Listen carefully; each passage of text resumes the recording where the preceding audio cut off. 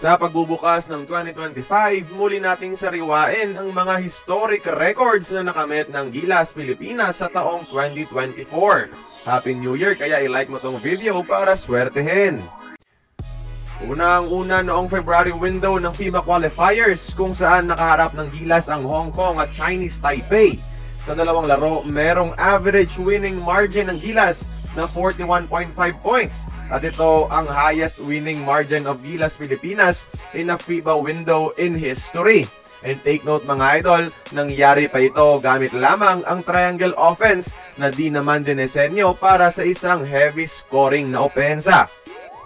Ang sumunod na salang nila ay sa FIBA OQT at host team Latvia mismo ang nakaharap nila mga idol. And for the lack of better word, ginulat nila ang mundo. Literal. Lumamang pa nga sila ng around 26 points, making it the largest lead of Gilas in a game against a European team in history. At syempre, nauwi ito sa panalo.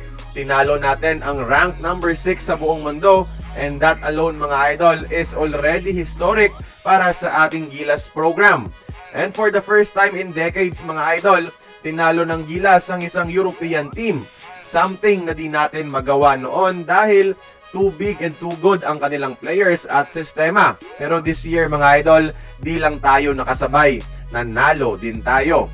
Napunta din tayo mga idol sa semis ng OQT kontra Brazil. Bagamat talo, for the first time in history, Gilas Pilipinas reached the semifinals of the FIBA Olympic Qualifying Tournament.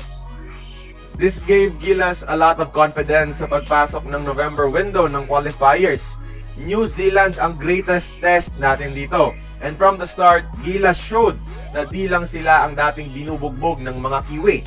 With the help of Kai Soto and Justin Brownlee, for the first time in history, Gilas Pilipinas defeated New Zealand.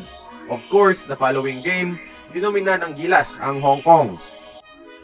After that mga idol, first time sa history na makapasok ang Gilas sa top 5 sa top scoring teams sa qualifiers sa buong mundo.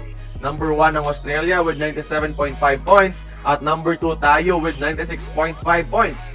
Ang USA ay nasa rank 5 with 91.7 points.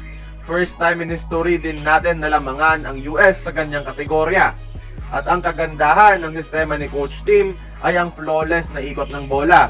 Dahil dito, for the first time in history, Gilas led the whole qualifiers in assist with 28 assists per game.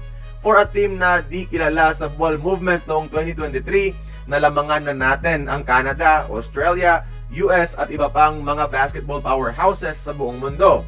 Kaya naman sa kauna-unahang pagkakataon sa kasaysayan, tayo ang hinirang na most efficient team sa FIBA sa buong qualifiers sa buong mundo. At lahat ng ito mga idol ay dahil kay Coach Tim Cone at ng kanyang triangle offense. Kaya kayo, anong favorite Gilas moment ninyo sa taong 2024? I-share nyo yan mga idol sa ibaba. Comment down below.